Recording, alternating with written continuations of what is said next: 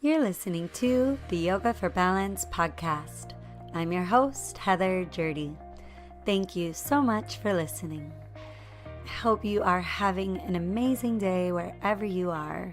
The sun is finally back out in San Diego. Still a little cloudy and rainy here and there, but that's been good for us. We're finally out of drought this winter. And it's just so nice to hear the birds chirping. All the dogs are happy, getting their longer walks again. I know Izzy is. This week on the Yoga for Balance podcast, I'm speaking with my friend Lia Chiccehitto of Lia Nicole Nutrition. She's a nutrition consultant and wellness coach that focuses on a whole food, plant-based diet, helping her clients move and manage stress so that they can fight disease, manage weight, and feel great. She has a degree from college in health sciences and has also been certified as a personal trainer, health coach, 200-hour yoga instructor, and nutrition consultant. We have such good conversations throughout this episode. I learned a lot. I think you will as well. And I just love Lia's really well-rounded approach to personalized nutrition, intuitive eating, and so much more. I hope that you'll enjoy this week's episode. Please share your comments at Yoga for Balance Podcast and Lia Nicole Nutrition on Instagram. Enjoy this week's episode, and thanks again for listening. Hi, everyone. I am back with another great guest on the episode, Lia Nicole of Lia Nicole Nutrition. And would you mind pronouncing your last name? Because I saw that on your website and wanted to ask you how to pronounce that. It's Chiccehitto. Chiccehitto. I Yes. like that. Thank you, thank you. But you'll have to head to her website to see the spelling or to the blog post in the show notes because it's a fun one. It's kind of my last name. People, whenever they see it, Gjerde. How do you say that? And it's in Norway, it would be Gjerde, but in English, we kind of just say Jurdy. So. So different. Yes, it is. It is. But yeah, so we have Lia here on the show. We're taking a little break on the deep dive into the different yoga styles because believe me, we're going to be on that for a while. As I mentioned in that episode, there are so many different paths to go down and to dive into. So that's going to be coming for weeks to come as we talk to different experts in their respective field. But we're taking a short little break from that to talk about nutrition. So another important aspect of a healthy, well-rounded lifestyle, which is a lot of what yoga goes into. As we talked about, yoga is not just asana, it's not just a physical body, it's also about everything else. And of course, if we're going into that asana and our physical practice, it's not going to do us much good if nutrition wise and nourishment wise we are not feeling our best. I know for sure I found migraines to be one of my biggest health issues that I've dealt with in the last 5 to 10 years, and nutrition as well as yoga and my stress levels and other environmental things all play an issue into how I'm doing just as a whole person. So really looking forward to this discussion on nutrition, holistic health, an integrative approach to that. And I hope that you will find it interesting as well. And Lia, before we dive into the conversation, I'd like all of us together to just take a nice big breath. I think it'll help anchor us all into the conversation. So I love that. yeah, if you want to go ahead and join me, take a big full breath in. If you're in a place where you can close the eyes, or if you're driving, please don't. And let's take a big full breath in, fill the belly, the lungs all the way up. And just sigh and let it out. And one more, because one is never enough. Fill all the way up. Deepest breath yet today. Sigh, let it go, shrug the shoulders. Okay. Hopefully already we're all a little more relaxed. I am, for sure. Oh, well, welcome, Lia. Thank Thank you you so much for being here. Oh, it's my pleasure. Yeah, we're here together in San Diego. We just had a great conversation about all of this stuff, so I'm really excited to bring it to you in a succinct way. Hopefully that is going to help you find a little more balance maybe in your diet and nutrition. Yeah. So first of all, I'd love for you to explain a little bit about yoga and what yoga and your experience of yoga is. Sure. So I actually did my yoga teacher training a few years ago well, it started out as a way to broaden my expertise, I guess. The intention was to teach yoga. Ended up finding out that wasn't how I wanted to use the yoga teacher training. But I really did like the introspection that I got out of it. I like to say, like this is years ago too. I always dreamt of like being a grandma and doing yoga and walking as my ideal form of exercise, because that was back in the days where I was doing like intense exercise, running half marathons, and just doing crazy things with my body. And I was like, gosh, I just wish I was old and could just do yoga and walk and feel good about that. And the funny thing is that through my healing journey, I'm to a place now where, guess what I do for exercise? I do yoga and I walk.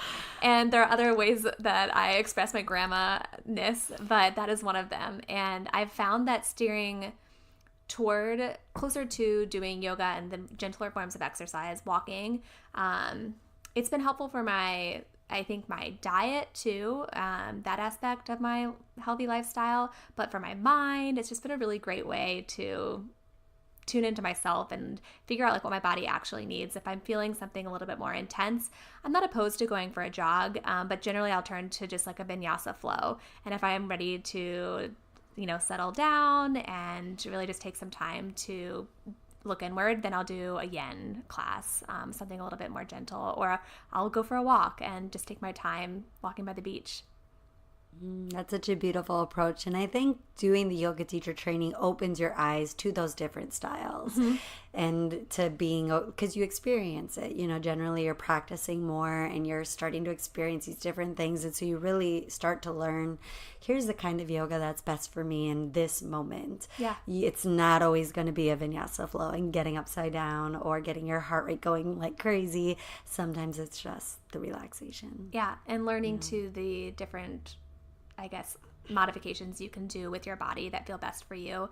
Also, I'm a kind of a perfectionist, so I just like knowing what a pose is not supposed to look like, but it's supposed to feel like in your body. So I like having that to guide me too. It's really helpful. Yeah, and let's talk a little bit, so getting more in tune with ourselves, with our whole person, and something we were talking about the other day is kind of taking a more personalized and individualized approach to diet and exercise and all of these things. Like you were just talking about, kind of piecing the right things together. And I think, we could go from extremes. Like for me, for instance, when I was younger, I had a very high metabolism. I could kind of eat whatever I wanted, and I was exercising through school, through designated programs and schedules and just following along. And then when I got to the point in college where I could kind of create that stuff for myself, everything fell out of whack. And of course, at first that was fun. It was like chocolate anytime. Great. Yeah. Like Ice cream in Taco the Bell dining at hall. 3 a.m. Yes. after going out and drinking. Yes. Great idea. And then not, exercising, but not in a regular or a regiment way at all. It was just kind of when I felt like it and when I wanted to, maybe going to the gym. I hated the gym. Yeah. That's another, story for another day. And I think I've talked about it on here before, discovering yoga. And that really, for me, was so perfect. I discovered a yoga DVD I could do at home. And I'm like, oh, this is great. I can fit it in to my busy student schedule and my work schedule and my activity schedule. But it was a lot. It's a lot to figure out all at once. And it took me several years taking a nutrition class in college, overdoing it, I think getting a little over serious about it, too serious, too regiment, and then finding the way out of that in a sense of to me, what I found the lasting effects that help are balance and taking a balanced approach, not thinking I have to do everything or be in control all the time. So yeah, I'd love you to talk about that and your approach. I think my journey is a little bit similar to yours and probably a lot of women and men too who are listening. But it took me a really long time to find balance. I guess my diet journey, which is kind of silly to think about now looking back, but I think I first started thinking about diets and kind of judging my body probably in middle school or even maybe like the end of elementary school, which is crazy to think about. But I would dabble in diets. I would print meal plans off of the internet. I started exercising in like a regimented way in probably my early years of high school. So like 14, 15, I would go home and walk on the treadmill. And that was when I was just starting to learn about nutrition. Obviously, I was doing it a little bit for the physical effects too, and just to feel good in my body and like what I looked like in the mirror. But that quickly went down like a scary path for me, at least, and it led to eating disorders. And I battled eating disorders and disordered eating through the rest of high school, through college, after college. And it's really taken me until the past couple of years to find balance. And balance looks different for everyone, but for me, it's finally not tracking my calories, tracking my macros, not even in my head, because for a while I was like, oh, look at me, I'm not tracking, I'm not counting calories, but I was doing it mentally. I don't know who I was trying to kid. But I'm really to a point now where like I eat when I want to eat. I think for a while too, I was stuck on like, oh, it's breakfast time, it's lunch time, and packing snacks, which I think we can talk about this later. I would think it's good, but kind of like eating in anticipation of being hungry later, or like packing food in case I get hungry, or in case I'm in a situation where I need food, like always thinking about food, always planning for eating or not eating. And it was exhausting. And I am just so grateful that I finally have gotten to this place where food is still really, really important to me. Obviously, it's like what I do for a living, but it's more of an afterthought now than taking up all of my mental space all of the time. At the same time, I think that I call it, at the same time, I think the exercise part of that has also become a lot more balanced. Like I was saying before, I was doing a lot of like running long distance, doing CrossFit, doing weight training, and I always had chronic back problems, which I don't think that kind of exercise was helping at all. Ironically, I was in a car accident and was seeing a chiropractor, and they were like, you got to cut out the intense exercise for now. And then I did. And my back pain went away. So I was like, okay, there's something to this whole like intense exercise thing. So I stopped doing it. And I realized when I stopped doing it, I didn't gain weight. Like that was one of my biggest fears at the time, was like, okay, well, if I'm not burning all these calories, like what's going to happen to my body? Turns out nothing happened to my body. Our bodies are so much smarter than we give them credit for being. And I think when we do best by our bodies will do best by us. But I call that mindset the burn and earn when it comes to exercise, because I think so many times we're exercising to burn calories or to earn more calories, to earn wine or to earn chocolate. And you've seen the t-shirts like we'll run for chocolate or like we'll run for peanut butter or whatever it is. But when we get stuck in that mentality, we get stuck in that like restriction binge cycle, and it's so hard to get out of. So I think it comes down to both. I think it's food for sure, and getting away from like the diet mindset and tracking and counting everything that we put into our bodies, and listening a little bit more to what we really want. And then it's also exercising intuitively. And for me, that meant yoga and walking, when I actually sit down and ask my body, like, what do you want to do today? And like I said, sometimes I wake up and I'm like, okay, I got some energy to expend, and I'll go for a jog or something like that. But it's not like I feel like I have to, and it's not like I won't eat dessert if I didn't jog. So it's just a lot more balanced mindset and a balanced approach to both eating and exercising now. Yeah. Oh, that's beautiful. Yeah, and I think it's so important. And, I think there's something to, like, we have to learn at some point. Yeah. And you find the wisdom through trying. So, for a lot of years, I think I was trying different things. I think a lot of people try different things. And I think the key is once you see something that works, it's like start piecing together that approach. Like for migraines, for me, it wasn't one thing. Right. It wasn't the Botox a doctor tried putting in my forehead to stop the migraines. Yeah. It wasn't just the stress. It wasn't just the unhealthy eating when I was stressed. Like it was all of that compounded, because I knew the second I'm getting way too stressed at work, I'm not sleeping well, I'm stressing, I'm tensioning my neck, I'm scrunching my head forward, I'm not making the time for yoga, I'm eating kind of crap or fast or cheese and comfort food and bread and too much sugar.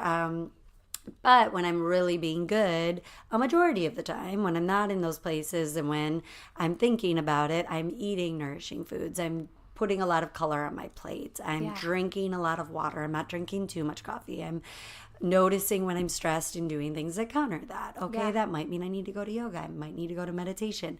And if you're feeling stressed and anxious, a vinyasa class probably isn't the best option. So going to more slow routes. You bring up a couple of good points that I'll touch on really quickly. being stressed out, like our body interprets different kinds of stress in the same ways, essentially. So my body doesn't know the difference whether it's being stressed out by a run or stressed out by intense exercise or being stressed out by a work deadline or stressed out by a relationship that's gone awry. Like my body interprets that all the same way. So I think ironically, when we are like type A, high strung, we tend to move toward those like high intensity exercises. But in reality, it's probably the last thing our bodies need. It stresses out the adrenals. It keeps us in that fight or flight mode. And it's against everything that we're taught and everything that we want. But I think sometimes it means so much to you and means so much to your body just to be able to take a deep breath and do something a little bit slower and gentler. Yeah, so true. So try, if you haven't tried a restorative and you're feeling anxious, or that day you are, or if it's late at night. I mean, we've talked about that in the styles. Like, yeah. So what would you say are some of the biggest barriers to people kind of finding their optimal nutrition regimen? Like their optimal nutrition, I don't know if there is an optimal at all times or what their routine looks like or what's best for them. What do you think are some of the biggest challenges to that? Probably media, not just social media either. I think everyone is trying to sell you the next best diet. But kind of how you were saying with your migraines, it's never one thing. And so that's where you can get really stuck is like, oh, all I have to do is just eat more protein, or all I have to do is eat more fat, or all I have to do is eat less fat or less carbs or no sugar, or maybe I just need to drink more green tea.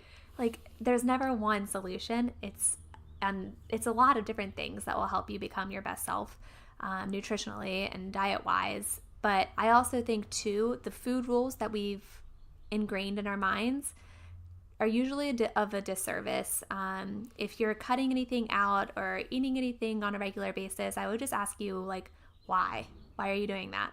And if you can answer honestly that, like, okay, because it really feels good in my body, or I notice that it really boosts my energy, or it helps me sleep, or if there's a real reason that you're doing something nutritionally, keep doing it. And it's benefiting you, keep doing it. But if you can't answer that question, then go be curious. Like, think about it. Why am I doing it? Is it because I think I'll be skinnier if I do it? Is it because someone told me it's better? Is it because I think it's right versus a wrong thing to eat? If those are your answers, then I would just encourage you to just explore and obviously do it with a little bit of grace, because sometimes those food rules can be deeply ingrained and come from a place that might be a little bit hard to go to. But oh, that brings up the topic of the coconut oil, the whole debate about coconut oil, because it was this, and I love your opinion on this. You know, I've been a big fan of coconut oil because I hear at high temperatures, it's not cancerous, it doesn't turn into a carcinogenic like many of the other oils. You know, at first the taste took a little while to getting used to. I like coconut, but I'm not a huge coconut person. Right. So the taste took a little getting used to, but I was reading about all the the benefits of it being high fat, a healthy high fat, not healthy that it was high fat, but a healthier fat for you. And again, that temperature wise. But then there was, this article about how bad coconut oil actually is. And it's just a coconut oil, people trying to sell coconut oil to you. And then I was listening to a podcast recently about this woman who has been fighting major chain restaurants, Food Babe, if you've heard of her. I don't know if you've heard of her, but she's known for kind of being an advocate for consumers and for these big chains like Starbucks and Chick-fil-A and places that are promoting healthier things. Maybe, I don't know, I wouldn't consider either of those places healthy. But pumpkin spice latte, for instance, they weren't listing any of the ingredients. She pushed them to list their ingredients. Yeah. So she talked about the coconut oil, because a lot of these ingredients are not good and they're things that are banned in other countries. True. And I think MSG was one of the key ingredients in Chick-fil-A's breaded chicken, and she got them to change that by exposing it. And it's like, awesome. Okay, it's there anyway, so expose it. And now they worked with her to create better food ingredient policies there, which was amazing. That is amazing. So she has dedicated her work to this. It started as personal curiosity and a blog, and she ended up leaving her full-time job to do this food advocacy work. And she brought up the coconut oil thing and how the people behind that article that went viral and that has a heart association behind it, researchers as part of that, that study that was part of the article, are also funded by these companies that have the cheaper unhealthy oils that our people are used to using. It was a good reminder, because I know even people I talk to, like, oh yeah, I don't eat coconut oil anymore. Didn't you read? Because people just skim the headlines. They skim whatever is getting spread out on Facebook. They might see American Heart Association associated, so they just assume, oh, I can trust that whole thing. I'm never eating coconut oil ever again. So yeah, you bring up a good point, because even if you're reading the articles and you're doing your due diligence and reading past the headlines, which, like you said, most people are just reading the headlines anyway, which can be so misleading. But even if you're reading the article, it's important to come at it with a critical eye. And people who don't have a science background, a lot of scientific articles look like gibberish. Like, even to me, sometimes I'm like, okay, let's skip to the abstract or something, because it's just a lot to wrap your mind around. But looking at who's sponsoring the article and looking at truly like what they were actually looking at, because a lot of the studies on like saturated fats, for instance, are coming from like processed meats. Well, like, of course, they're going to lead to negative health effects. I'm still on the fence about coconut oil. I think that there are probably healthier oils out there, and there are definitely worse oils out there. And like you said, if you're cooking at high heat, it's definitely better than cooking with something like flax oil. I don't know, like you should never cook with flax oil, but that can be really helpful. Another good one is just ghee. If you could find some grass-fed ghee, that's another oil, or I guess that's technically a fat since it's solid, but another healthy fat that you can cook with. And I find that that's really yummy for like meats and stuff that I wouldn't necessarily want to taste like coconut too. Yeah. So that's eggs. Another one. I can't do eggs in coconut. No, or like a steak. I don't want my steak tasting like coconut. But if you're doing like unrefined coconut oil, sure, I think it's probably fine to have. It's probably fine. But there's pros and cons to everything, I think. And like you said, it might not work for everybody either. So yeah. What other food trends out there fascinate you, or do you think are actually, like, is there anything that you think this is a legitimate, like, you should be trying kefir or adding probiotics to your diet? We kind of chatted about that the other day, about kombucha and maybe the right way to bring that into your health routine. But yeah, I just feel like there's constantly things coming up and going.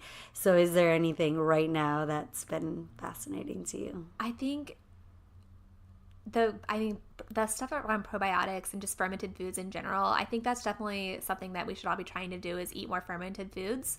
If you have obviously any kind of like intestinal bacterial overgrowth or anything like that, you might want to be cautious. But other than that, for the general public, eating more fermented foods is probably going to be beneficial. And if it isn't right now, it will be eventually once you're able to heal whatever you've got going on. But like we were talking about earlier, I'll let your audience know too, it's interesting because the benefits from fermented foods might not necessarily just be in the probiotics themselves. So there's still a lot of research being done on whether taking a probiotic supplement is actually going to be beneficial. There's definitely research to suggest that a specific probiotic strain can lead to health benefits. But when you look at the probiotics on the market today, a lot of them are not just one strain. They're combined with a bunch of other strains, and they're not necessarily using the amount that was in the research study that proved the benefit. So they're taking a study that's saying, for instance, like one specific strain of lactobacillus was helpful for, I don't know, let's say digestive health. And they're taking that and they're combining it, like, well, if that's good for digestion and this is good for mental health, like, let's combine them together, alter the number of CFUs, and then you have no research to back what you're actually putting in the bottle. So that can be tricky. I think the best research out there now is around like the spore-based organisms. I know that I forget the name of one of the companies, but U Theory has a spore-based probiotic, and then there's another I'm going to call it like microbiome, but we can add it to the show notes at the end if your listeners are interested in like some good probiotics. But that's another way that they're doing some research to see like what actually lasts until it gets to the large intestines for the most benefit, because our stomach acid is pretty strong for most of us, at least. That's going to kill any probiotic that we take in a supplement form. So that's kind of a tricky road to go down too, whether the probiotic you're taking is actually benefiting you. And like I said, if you actually experience the benefits, then great, keep taking it. But if you're not, don't keep taking it just because you feel like you should be. If you're not getting any benefit from it, move on to something else, or just try eating fermented foods. Like you said, kefir, yogurt. If you can do dairy, kefir and yogurt are great. Kombucha. Kombucha can be high in sugar, so just be careful. Look at the labels. I like the GT's kombucha. I love that one. You can even find like sauerkraut, of course, which is a tough one to get used to. You gotta acquire a taste for it. But you can even find like pickles that are actually fermented instead of just jarred. So that can be something that most people are used to eating. Just buy fermented pickles instead of just typical shelf pickles. How might you recognize if, because I think that is a big buzz thing right now as well, that people are hearing a lot about your gut biome and whether that's in balance or not. Yeah. So how might someone recognize or know what might be a sign that it's out of balance, that you're out of balance and you might need to add more fermented foods and things like this? Even though you're saying we all pretty much should. Yeah. But if you have a serious imbalance and this could help you, are there any major signs that you're out of balance? There's a lot. And I think that a lot of people would argue that if you're experiencing any kind of health issue, it's originating in your gut. I think more and more research is showing how powerful our gut microbiome, how powerful of a role it plays in almost every ailment. That can be anything from like mental health to just, what you would normally associate with just like digestive health. Like if you're not going to the bathroom every day, at least once a day, so if you're struggling with constipation at all, that might be a microbiome issue. On the opposite end of the spectrum, if you're having like loose stools or diarrhea, that could be a microbiome issue. If you struggle with anxiety or depression, that could be definitely a microbiome issue, because our microbes in our gut, they're in charge of producing vitamins. They're in charge of just keeping that space healthy so that we can create the neurotransmitters that we need to create, which ties into mental health. They play such a big role in our health, so it makes sense that a lot of these diseases would be linked back to it, but I don't think we know enough yet to be able to prescribe a probiotic to someone for that specific ailment. But there's definitely a lot more research coming out that is showing like specific strains can help with things like mental illness.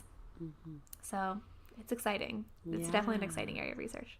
It is. And bringing this back to yoga, there's a reason why yoga and ancient texts talk about nutrition, because if you're dealing with imbalances and indigestion and your body's just not feeling good, then you're not going to be able to be present. How can you ever get to that place on your mat where you're present and you're uniting with the universal consciousness because your mind is like, oh, but my stomach hurts, or I have to go to the bathroom, or I don't feel good, or again, my head hurts, or I have anxiety, this and that. So yeah, I think it's just such a key aspect of living a whole, integrative, and nutritious and nourishing. Starting to reframe our mindset around, like you said, food, because I have to eat this, or only eating a certain type of food, but like finding the mindset around this is nourishing me to live my best life. Yeah, I will say on the flip side, doing yoga to help promote your physical, just your physical health and your gut microbiome is also helpful, because a stressed out body is not going to help you digest your food well, and it's going to lead to a disrupted microbiome too. So it's kind of like a catch-22. So you want to try to implement stress reduction techniques to help your gut and help heal your gut, and at the same time, a healthy gut is going to help you feel more relaxed too, just by making sure that everything else is going well.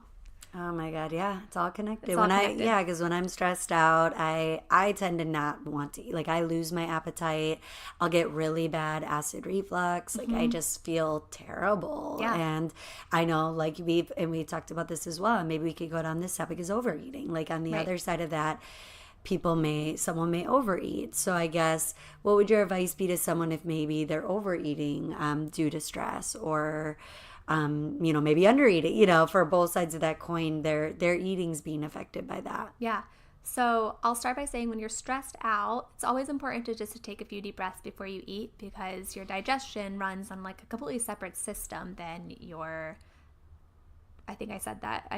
digestion and your stress response are different systems.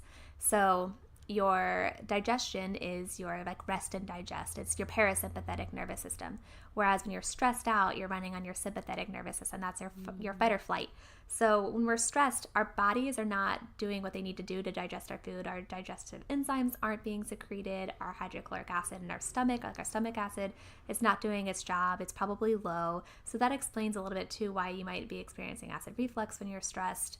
And that might be the reason why we're all struggling with our gut microbiome issues, because I think a lot of people deal with stress on a daily basis. So taking some time to just tune in, get that parasympathetic nervous system activated by taking a few deep breaths is really, really helpful before you eat. And I think too, if you're able to do that, a lot of times the urge to overeat might dissipate. That said, there are other things you can do to try to help you with overeating, especially in response to stress.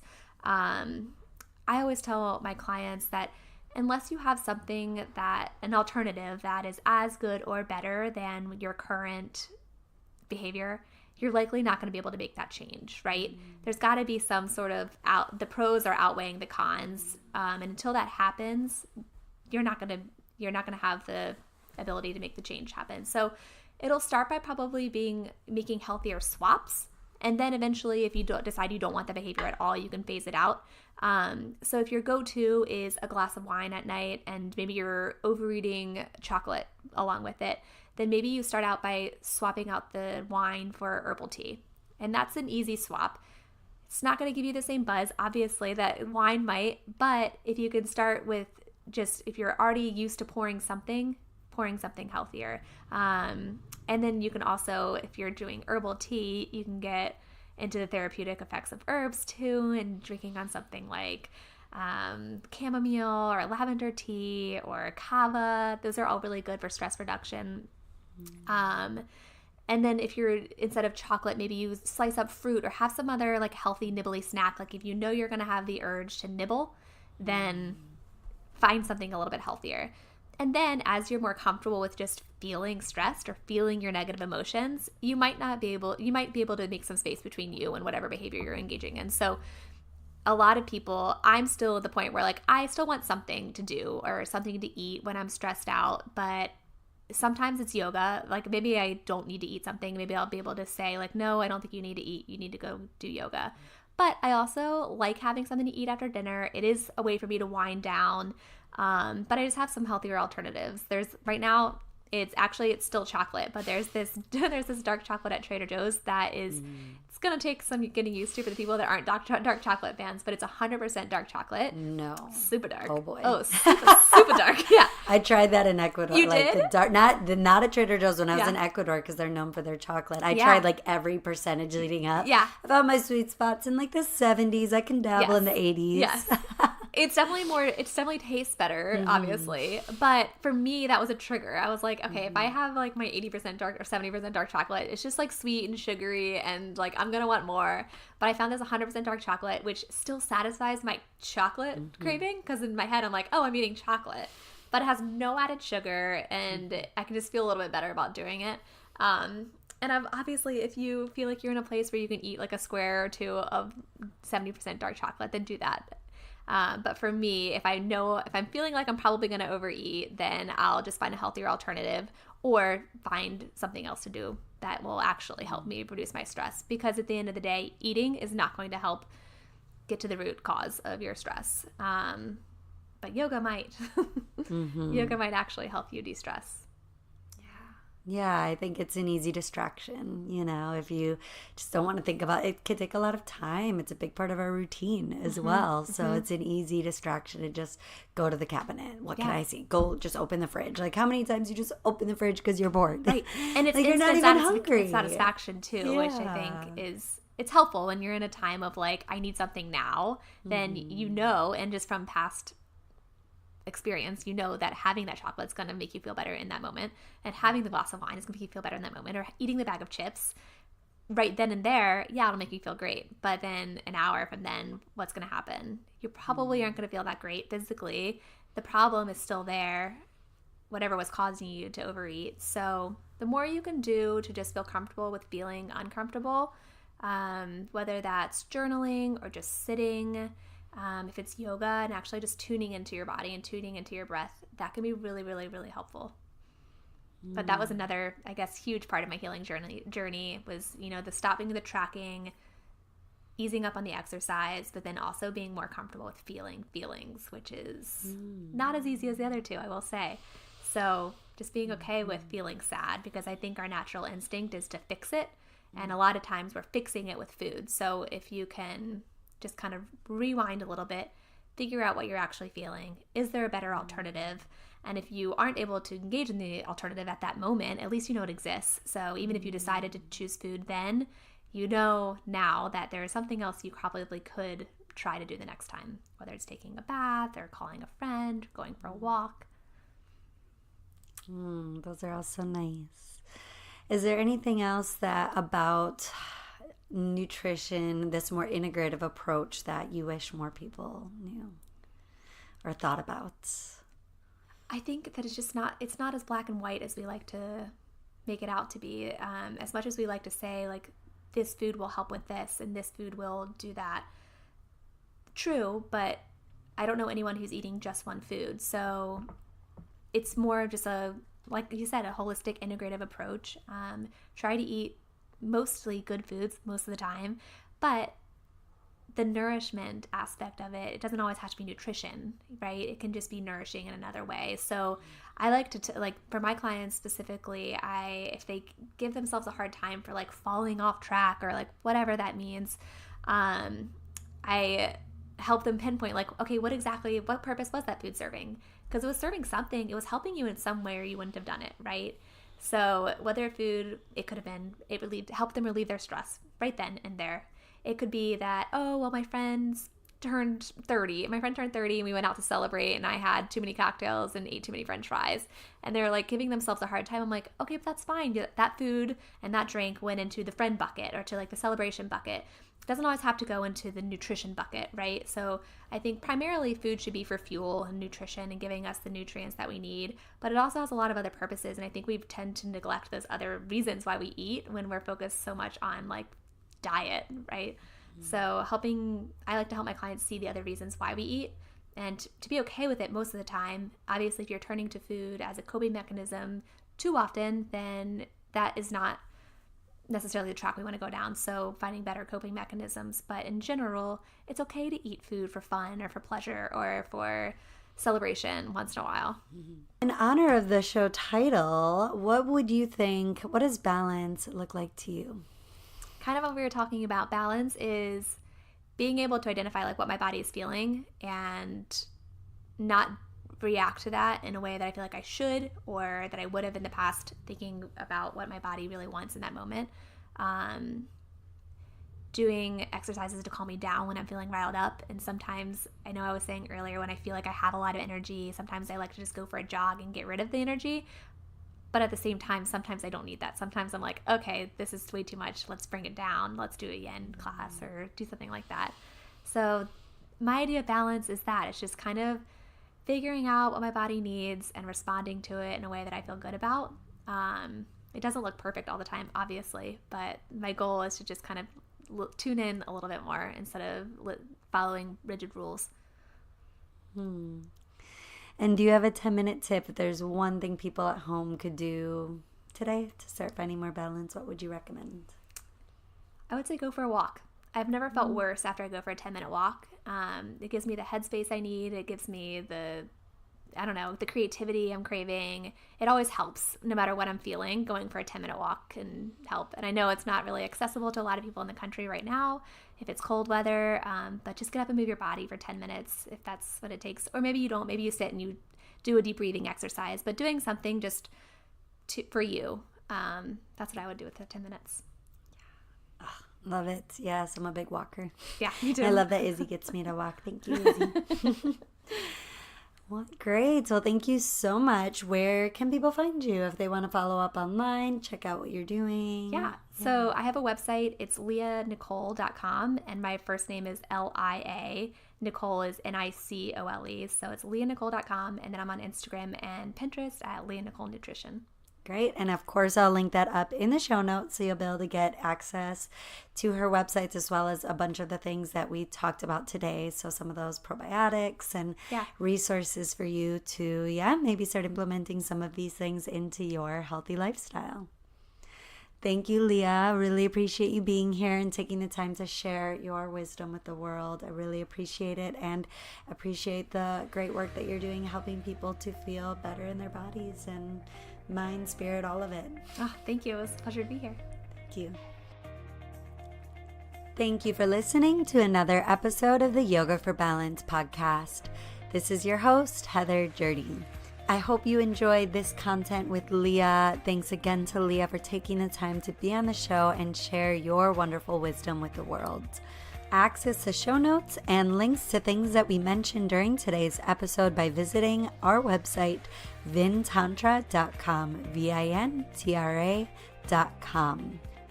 Last but not least, please remember to subscribe wherever you listen to your podcasts on Spotify, Apple Podcasts, and everywhere else, and help our show grow by leaving a review and star rating while you're there. Until next time, namaste.